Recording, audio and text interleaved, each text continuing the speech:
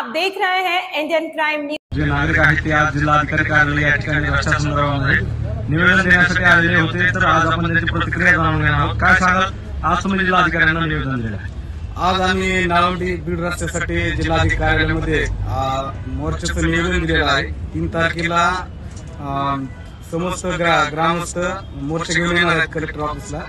तरी सर्व नाळवंडी सर्कलच्या ग्रामस्थांना आमची विनंती की तुम्ही या मोर्चामध्ये उत्स्फूर्त प्रतिसाद देऊन हा मोर्चा यशस्वी करण्यासाठी सपोर्ट करा। काय सांगाल, आतापर्यंत किती ग्रामपंचायतीने तुमच्या बहिष्काराच्या मुद्द्यावरती पाठिंबा दिलेला आहे किंवा चर्चा झालेली आहे? बहिष्काराच्या मुद्द्यासंदर्भात 6 ते 7 ग्रामपंचायती आतापर्यंत आलेल्या, त्यांचे ठराव सुद्धा आलेले। आता जे सोमवारी आंदोलन करायचे 3 तारखेला, त्या दिवशी सगळ्यात महत्वाचं राहणार आहे बैलगाडी, दुसरं राहणार आहे अर्धनग्न आणि तिसरं महिलांसाठी राहणार आहे थाळीनाद। या आंदोलनामध्ये माझ्या सर्कलमधील गावामधील आजूबाजूच्या पंचक्रोशीतील लोकांना विनंती आहे, सर्वांनी आमच्यासाठी जरी तुम्हाला रस्त्याची गरज नसेल तरी सुद्धा फक्त चिंचोली, दहिपण, नाळवंडी, खांडेपारगाव, अंतरण, पिंपरी हे जे काही वस्तीवरचे लोक राहणार आहेत, लक्ष्मीबाई, तांडा, दुधगाव, काळेगाव, भटकाराजुरीची वस्ती, जरुरीची वस्ती, या सर्व गावकऱ्यांनी जास्तीत जास्त संख्येनं मोर्चाला उपस्थित राहून सहकार्य करावं, एवढीच विनंती। काय सांगाल, तुमच्याच नाळवंडी सर्कलमधून अनेक बडे नेते सत्ताधारी पक्षामध्ये आहेत, तर त्यांच्या किंवा त्या रस्त्या प्रश्नाच्या त्यांच्या भूमिकेकडे कसं बघतात? 2012 पासून आमच्या रस्त्याची परिस्थिती अत्यंत बिकट झालेली आहे आणि त्याच्यामुळं आता सगळे उपाय करून सगळ्या नेत्यांना, सगळ्या अधिकाऱ्यांना सांगून झालेला आहे। त्याच्यामुळं आता हा 3 तारखेचा जो आम्ही मोर्चा काढलाय तो बैलगाडी मोर्चा आहे। बैलगाडीमध्ये महिला थाळी वाजवत येणार आहे आणि आमचे सगळे मित्रमंडळी, तरुण मंडळी कपडे काढून येणार आहे।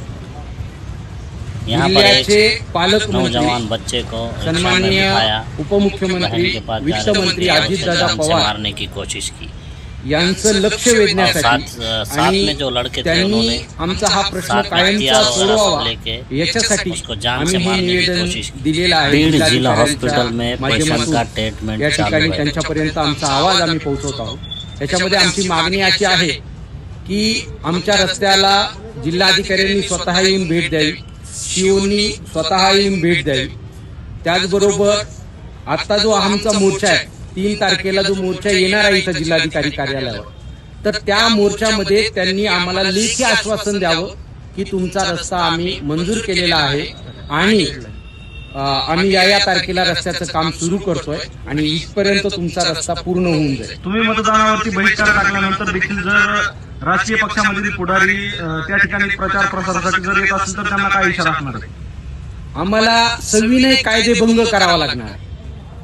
कुठल्याही राजकीय पक्षाचा नेता तिथं प्रचारासाठी आला तर आम्ही त्यांना काळे झेंडे दाखवू, त्यांचा निषेध करणार।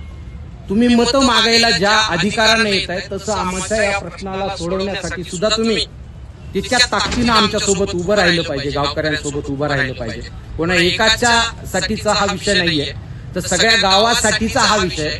आमच्या रस्त्यावर आता त्यांनी नावं सांगितले आमच्या सरपंचांनी की एवढे गावं आमच्या या रस्त्यामुळे अडचणीत आलेले आहेत आणि त्याच्यामुळे आमचं हे जे निवेदन आहे ते जिल्हाधिकाऱ्यांनी अतिशय काळजीपूर्वक समजून घ्यावं आणि त्याच्यावरती ठोस भूमिका घेऊन अजितदादांच्या माध्यमातून आमचा प्रश्न कायमचा सोडवावा। नाहीतर या मोर्चामधून जर काही निष्पन्न झालं नाही तर मग आमचं जे काही मतदानावर बहिष्कार टाकायचं ठरलेलं आहे त्याच्यावरती आम्ही ठाम आहोत।